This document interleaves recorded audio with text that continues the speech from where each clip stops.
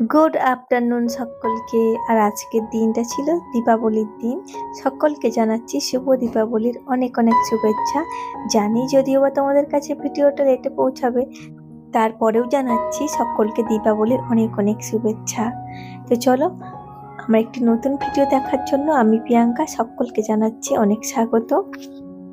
তো এই লেবুগুলো না আগের দিন নিয়ে এসেছিল, তো সেগুলো ধোয়া হয়নি, ভাবলাম যে একটু ধুয়ে রাখি, তারপর যে সমস্ত কাজগুলো আছে টুকটুক করে সারবো। আর আজকের ব্লগটা না তোমাদের সঙ্গে আমি ওই বিকেল থেকে শুরু করেছি আর কি।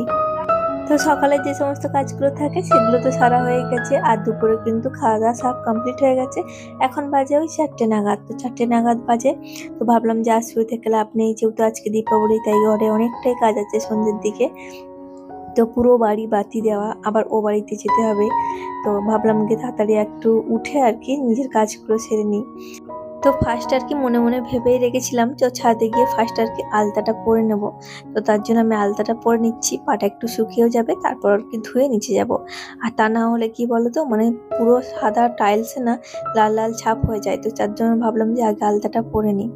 তো ওদিকে আলতাটা পরে নিচ্ছি, আর ভাবছি যে একটু গাছগুলোতেও জল দেব। কারণ হচ্ছে মানে এই কয়েকদিন না বেশ ভালো আমাদের এদিকে রোদ্দুর দিচ্ছে, বৃষ্টি তো হয়নি, আর তার জন্য গাছগুলো পুরো শুকিয়ে যাচ্ছে। সেজন্য ভাবছি যে একটু গাছে জল দেব। আর তার জন্য হচ্ছে কিছু খোল আমি ভিজিয়ে রেখেছি গাছের গোড়ায় দেওয়ার জন্য। আর এখানে দেখো বাবুর এগুলো আর কি তোমার দাদা ভাইয়ের আগের সালের বাজি, সেগুলো এখনো এতগুলো রয়েছে, বাকি এবছর তো নিয়েছে।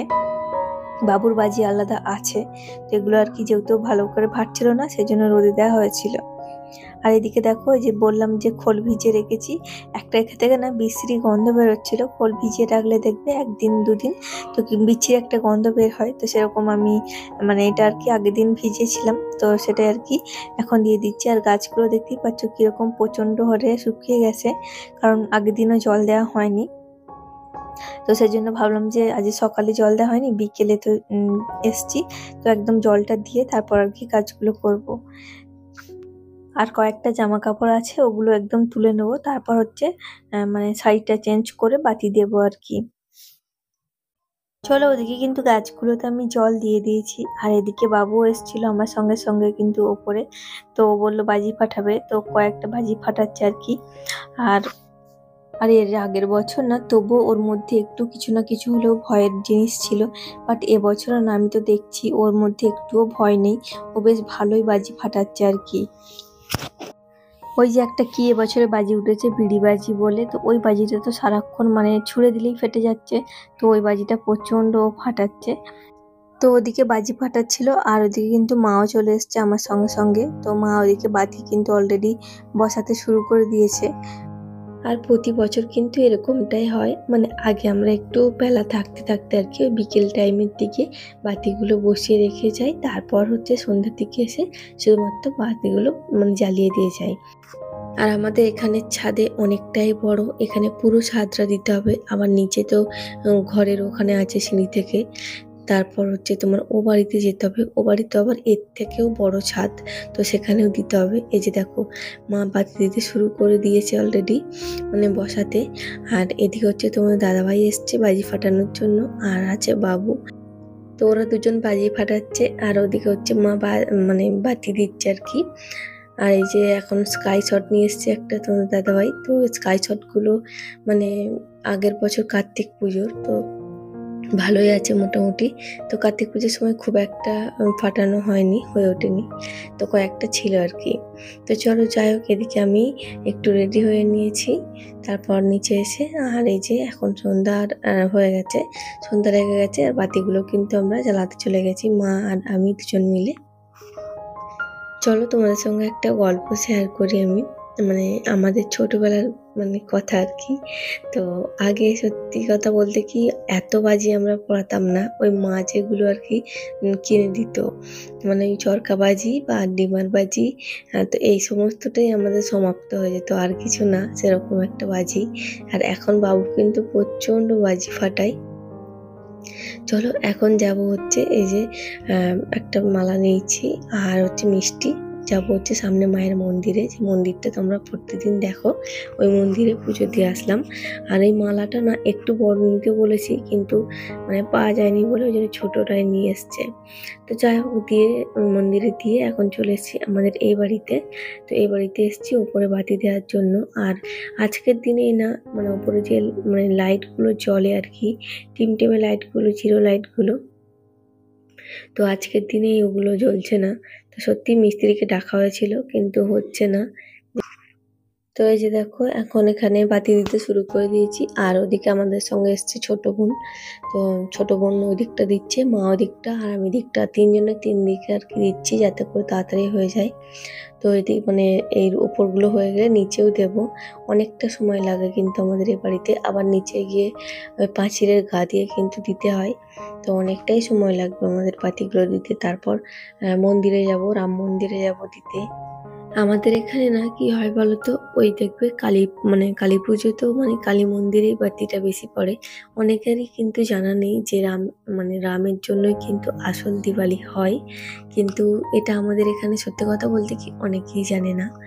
তো রাম মন্দিরে গেছিলাম মানে বাতি দিতে, তো ওখানে দেখছি মোটামুটি ওই 20টার মতো বাতি, তাও হবে না হয়তো বা, পড়েছে মন্দিরে। অথচ কালী মন্দিরে পড়েছে মানে অনেক বাতি। তো যাই হোক, যে যেটার নিয়ে ভক্তি করে দেবে তাতেই মানে সেটাই হবে। কিন্তু তাও এই যে আজকের দিনে মানে রামের জন্য বেশি মানে কি বলবো দিওয়ালি মানানো হয়, সেটা কিন্তু অনেক লোকই জানে না। তো যাই হোক, এদিকে দেখো মোটামুটি বাতি দেওয়া আমাদের কমপ্লিট হয়ে গেছে। আর ওদিকে বোন একটু মানে ভিডিও বানাচ্ছে। তো তারপর আমি চলে এসেছিলাম ঘরে। তো ঘরে এসে এই যে ঠাকুরের কাছেও মানে কয়েকটা প্রদীপ জ্বালিয়ে দিচ্ছি। আর এই যে জল দিয়ে প্রদীপ যেগুলো নিয়ে এসেছিলাম ওগুলো জ্বালাচ্ছি ওপরে। আর এগুলো যে মাটির প্রদীপগুলো নিচে জ্বালিয়ে দিচ্ছি। তো এখানে প্রদীপ জ্বালানো হয়ে গেলে পুরোটা, তারপর যাব হচ্ছে মন্দিরে বাতি। তবে চলো এই ফাঁকে তোমাদের কয়েকটা কমেন্ট পড়া যাক। এর আগের ভিডিওতে না পূজা নায়ক দিদিভাই কমেন্ট করেছো যে প্রদীপগুলো খুব সুন্দর হয়েছে দিদিভাই। তো থ্যাংক ইউ। প্রদীপগুলো সত্যিই না খুব সুন্দর দেখতে, তো আমার ভীষণ পছন্দ হয়েছিল, ওই জন্য নিয়েছিলাম। তো থ্যাংক ইউ, তুমি এইভাবেই কমেন্ট করতে থেকো আর পাশে থেকো। তো পূজা নায়ক দিদিভাই আরও একটা কথা কিন্তু আমায় জিজ্ঞেস করেছো, সেটা হচ্ছে কি আমাদের কিসের দোকান। তো আমাদের কিসের দোকান জানতে চেয়েছো, তো চলো তোমায় বললি। তো আমাদের হচ্ছে যে জরির শাড়ি হয়, তো ওই শাড়ির আর কি মানে দোকান। তো মানে দোকানে আর কি ওই শাড়ি বিক্রি হয়। তো আমাদের জরির শাড়ির দোকান দিদিভাই। আর একটা আছে মানে স্যুট, মানে চুড়িদার যেটাকে বলা হয় কুর্তি, তো ওটা একটা হয়। আর হচ্ছে এমনি শাড়ি হয়, জরির কাজের যে শাড়ি হয়, তো ওই শাড়ি হয় আর কুর্তি হয়। তো এই দুটো আর কি দোকান আমাদের। তো তোমার প্রশ্নের কিন্তু উত্তর দিয়ে দিলাম আমি। আর এখন আমি চলে এসেছি এই যে মন্দিরে বাতি দেওয়ার জন্য। তো এটা হচ্ছে পঞ্চানন্দতলা আমাদের এখানকার, খুব জাগ্রত এই মন্দিরটা। আর প্রথম যখন আমি গাড়ি চড়া শিখি, মানে স্কুটি চড়াটা শিখি, তখন কিন্তু এই ঠাকুরের মানে নাম করেই আমি চড়েছিলাম। আর কিন্তু সত্যি আমি সেদিন থেকে খুব ভালোভাবে চড়া শিখে গেছি। তো তারপর কিন্তু আমি মন্দিরে একবার পুজোও দিয়ে এসেছিলাম। তো তাই জন্য আমি প্রতি সময় আর কি এখান দিয়ে যাওয়ার সময় আমি নমস্কার করে তারপরেই বের হই। তো ভাবলাম যে আজকে কেন না যাচ্ছি, বাতিটা দিয়েই দিই। আর এখানে চলে এসেছি দেখো রাধাকৃষ্ণের মন্দিরে। খুব সুন্দর কিন্তু এই মন্দিরটা, ভিতরে তোমরা দেখতেই পাচ্ছ ঠাকুরটা কতটা সুন্দর। তো চলো যাই হোক, এখানে বাতি দিয়ে যাব হচ্ছে বাড়ি সোজা।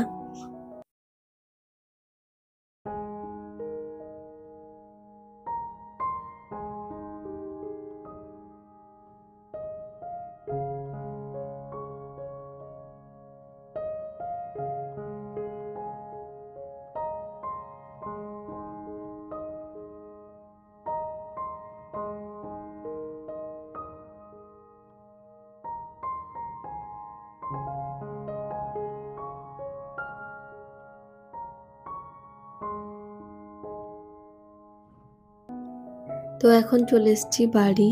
আর বাড়ি এসে মাছকে প্রচণ্ড খিদে পেয়েছে, সন্ধ্যে থেকে কিছুই খাওয়া হয়নি। আর এখন ঘড়ির কাঁটায় বাজে ওই 1:30 নাগাদ, তো অনেকটাই রাত্রি হয়ে গেছে।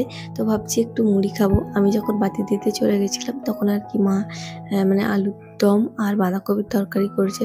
যেহেতু রাত্রিরে লুচি খাওয়া হবে তো তার জন্যে করা হয়েছে আর কি বাঁধাকপির তরকারি আর আলুর দম। তো আমি একটু মুড়ি খেয়ে নিলাম এখন অল্প করে, তারপর হচ্ছে গিয়ে আবার রাত্রিরে খাবো। তো তোমার দাদাভাই যেহেতু আজকে কালী পুজো, আজকে অনেকক্ষণ টাইমটাই আর কি বাইরে কাটাবে।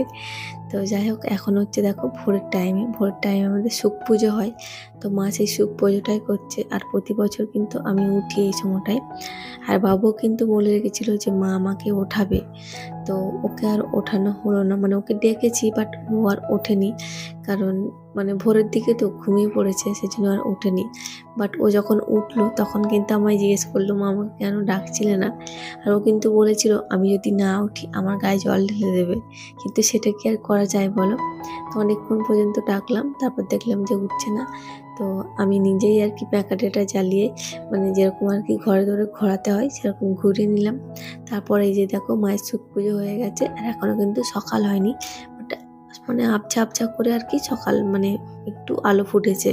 তো যাই হোক, মা এখন বাজি ফাটাবে। মা প্রতি বছর এই সময়টা কিন্তু বাজিটা ফাটায়। তো এই যে দেখো এখন লঙ্কা পটকাগুলো নিয়েছে একটা মানে রিলস, তো সেটা হচ্ছে কি মা এখন দেবে আগুন। আর এগুলো কিন্তু ভীষণ মজা হয়, মানে চটচট করে অনেকক্ষণ পড়তে থাকে। আর এই বাজিগুলো না, মানে এগুলো আমাদের বাজি, তো আমরা আর কি ওদেরকে বললাম যে একটু ওড়াও, কারণ আমার ভীষণ ভয় পায় বাজিকে। আমার হাতে একবার মানে বাজি ফেটে গেছিল, তো সেজন্য আমার ভীষণ ভয়, আমি ফাটাই না। তো তোমাদের কেমন কাটলো কালী পুজো আমাকে অবশ্যই কমেন্টে জানিও। চলো, আজকে টাটা।